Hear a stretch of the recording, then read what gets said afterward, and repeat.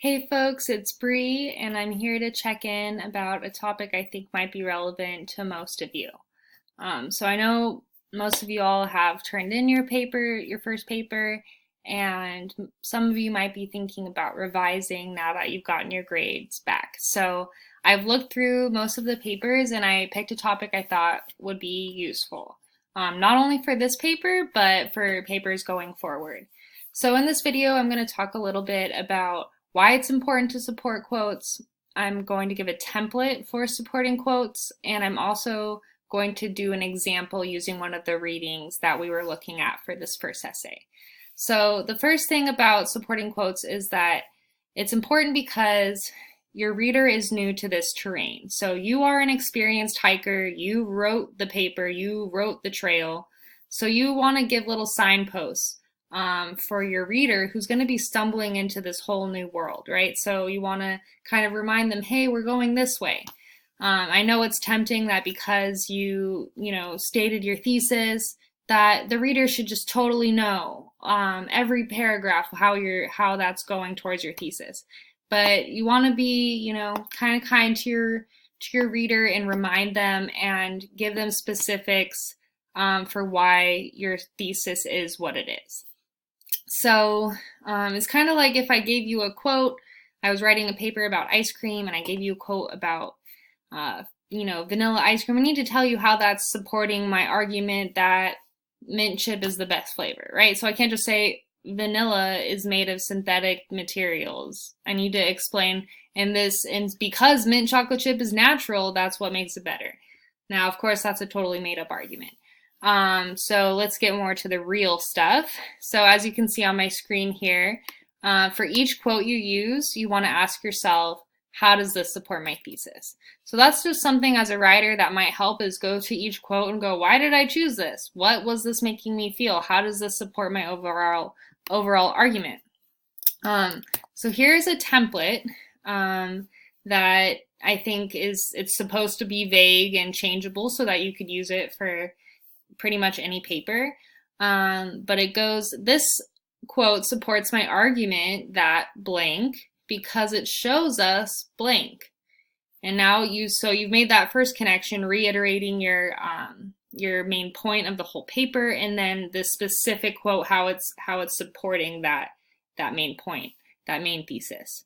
The next part is going to be explaining what details and specifics, like how the quote is showing us that. So it's not enough just to say the quote shows us this. You want to say, and it does that through, this word, or we can tell the narrator feels this emotion, which, like you want to get into those specifics. Like look at what is making you feel like that quote is saying what you think it says. So this could be used for a lot of different things, but in order to use this template, you really need to be clear on your thesis. So I'm going to use an example. Hold on, I have to find it really quick. These are the sample theses that Professor Locker put up that, I wanted to see what she would be looking for, and that's a good thing for you all to think about, is don't forget to use these vital documents that are going to help us kind of understand the expectations of the class. So I chose the second thesis, and it's a longer thesis. As you can see, these theses vary in length. This one's a lot simpler, just in terms of length, but that doesn't mean that determines what's good or bad in a thesis. But just for the simplicity of this video, I'm just going to simplify this person's thesis and choose the last line because I think it does encapsulate what they're trying to say. So I'm going to choose that and I'm going to paste it here. So Sammy, this is from A&P, Sammy despises contemporary society, and this is what prompts him to quit. The girls were merely a catalyst to his action. So we see here that the reader is actually interpreting why Sammy did what he did. Sammy doesn't tell us why he quits. We have to, as readers, pick up on those clues, and as writers who are making an interpretation, we need to pick out specifics that are going to help us prove why we think Sammy quit, if we're this particular writer.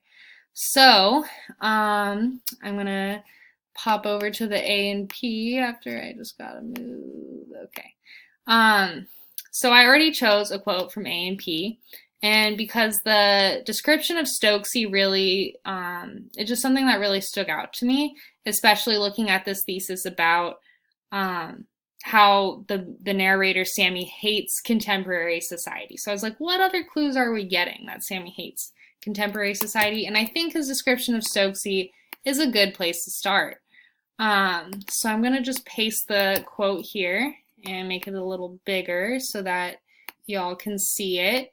But he says, Stokesy's married with 2 babies chalked up on his fuselage already. Also notice I didn't choose the whole quote, right? I chose what the most potent thing, because I don't want my reader to have to go through 3 or 4 lines of a quote and go, well, which part am I looking at? I want to choose the most potent part of that, so I can really, dive into the specifics. So let me just make sure you can see my little template here. So if I were going to fill in this template, I'm just going to take on the argument that our writer has, that Sammy despises contemporary society. So I'm going to remind my reader of that. This supports my argument that Sammy hates contemporary society because it shows us that he has a certain attitude toward his married coworker who is also a father. Now you can tell here I'm starting to link up my thesis with this specific quote, right? So Sammy hates contemporary society, and here's a specific example of him being a little snooty about his coworker who's a father. But now I need to do the next part, which is what about this quote was making me feel that Sammy feels a certain kind of way about marriage and about kids. He doesn't say much about marriage, right? Stokes is married, not much to work with there. But I think the second part is really important. That with 2 babies chalked up on his fuselage already. And chalked up, I think, to me, just imagine someone making a tally, and I think that's like an older term, like it's just like, using chalk on a board to count up how many of something you have. And fuselage, I looked up, is it's like an airplane, usually, a military plane of some sort, cargo area. So it might have like World War II reference there, but I'm not going to dive too much into that. Sometimes we have to look up these phrases because we don't really use this kind of phrase anymore. So I'm like, well, what does it mean? So that's totally okay to do. That helped me kind of figure out what the connotation here was. So to me, it shows us that he has a negative attitude toward traditional conventions like having kids, because he sees kids as just a number. He just sees them as like, oh, you got 2 of them, gonna have 3, like maybe as just even a number of mouths to feed, like a responsibility. Like he doesn't seem to be like, oh my gosh, like how amazing, you're raising children. He's like, oh, they're chalked up on the fuselage, those 2 kids. It just doesn't seem like he has a lot of respect for it. He sees it as a burden. And just like he also has other moments in the text where he expresses disdain for working or wanting to, rise higher in your company. He's like, this guy wants to be a boss. Good for him. So that is my interpretation, and that is how I would fill out this little, that template.